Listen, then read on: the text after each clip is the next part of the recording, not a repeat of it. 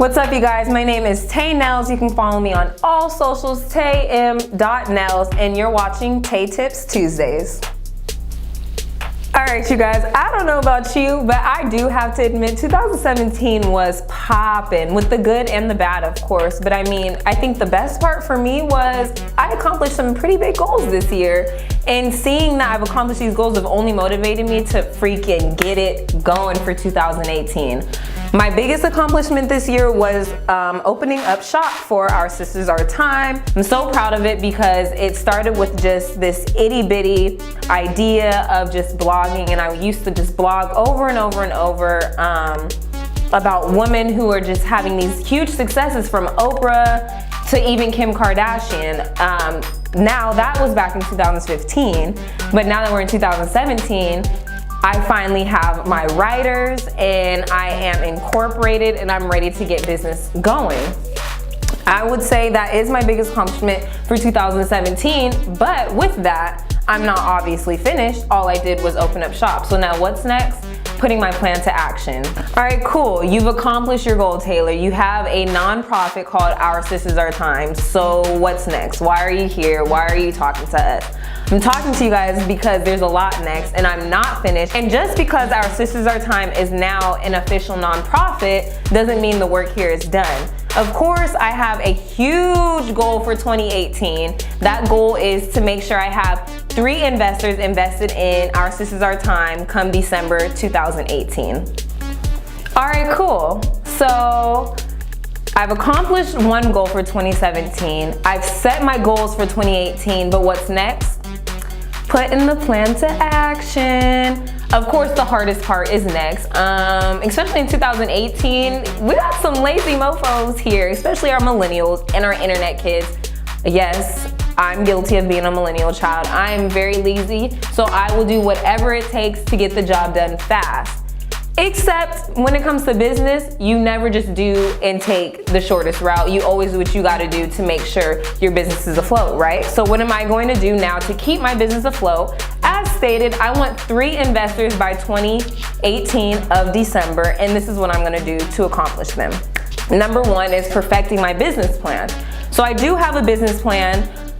It's definitely decent. My mentor helped me with it, but obviously if I want investors to be impressed and blown out the window with Our Sisters Our Time, the business plan is the first thing that's being looked at, right? Right. Second thing is going to be getting the conversation started with the investors. If the investors don't even know who you are, how do you even expect them to want to do anything for you, right? So that's like going from saying, hey, invest in this Apple product to, hey, invest in this orange product. Well, clearly everyone knows the Apple product over the orange product, so I think everyone's gonna invest in the Apple over the orange.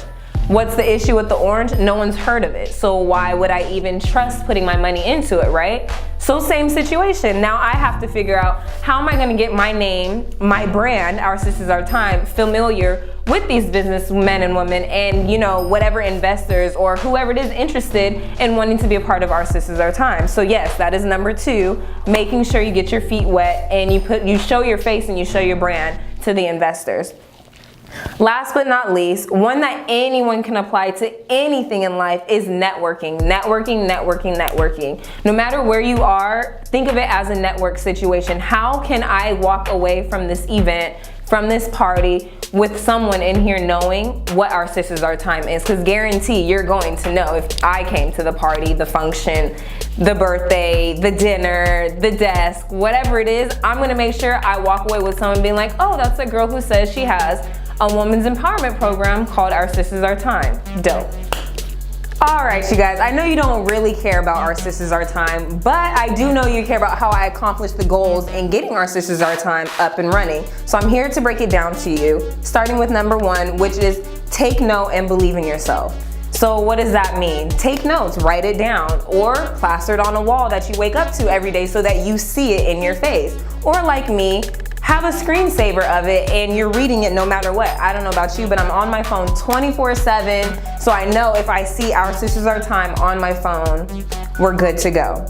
With that, now you need to be specific. So if you have a goal that you want to accomplish, for example, let's use, I want to make $1 million in 6 months. How are you accomplishing getting $1 million in 6 months? Especially if you don't have a job that's gonna get you to $1 million in 6 months. Obviously that means we need to start with finding more cash flows, maybe even multiple cash flows. Also with that, is your goal realistic? So you want this $1 million, how are you getting it? Obviously that's not realistic, so going back to being specific, being realistic. So you've written all of your goals down. What's next? All right, what's next? Do your research. Just like in school, after your teacher told you you had an assignment to accomplish, what did you have to do? Go on Google and figure out where the history came or where the history started. Just like that, in your goal setting, you have to do the same. Doing research, find someone who's doing what it is you want to do and is doing it well, and find out why they're doing it so well. What sets them apart from their competitors? Now you take that and apply it to yourself with your own niche. Now you're probably wondering why all of a sudden does she have a notebook in her hand?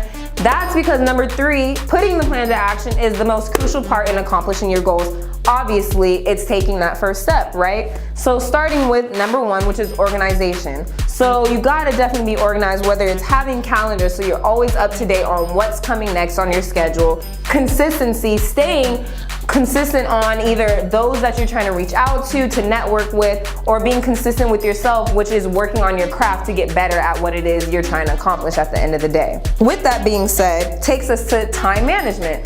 Time management is very important. Understanding how much time you have in the day and how much time it's going to take you to accomplish that goal. Starting from the smaller picture is during the day. How much time do I have? Maybe I have 10 minutes, maybe I have 20 minutes. Okay, now take that for a week. All right, I know I only have 20 minutes a day, so that means that gives me what? 20, 40, 60, 80, almost an hour and a half to 2 hours time to get whatever it is I need to put the time into to accomplish that goal. Last but not least, for number 3, putting your plan to action is tunnel vision. So important to have tunnel vision. I say that because often we see what others are doing, we start comparing ourselves, and we distract ourselves from the bigger picture, which is what's right in front of you. So making sure that you accomplish organization, you accomplish time management, and you have that tunnel vision for step number 3, which is putting the plan to action.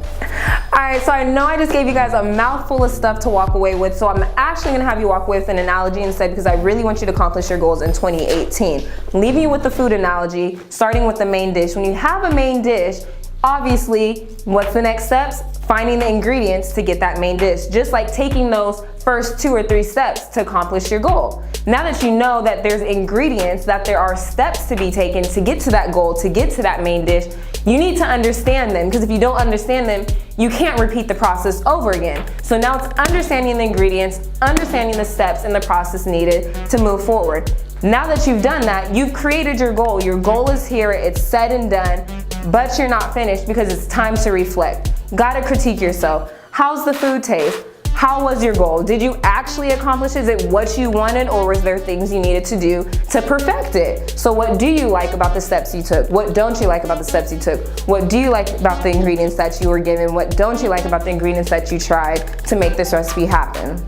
Thank you guys so much for tuning in with Tay Tips Tuesdays today. If you liked what you saw, please subscribe, like, and comment below, as it is all welcome.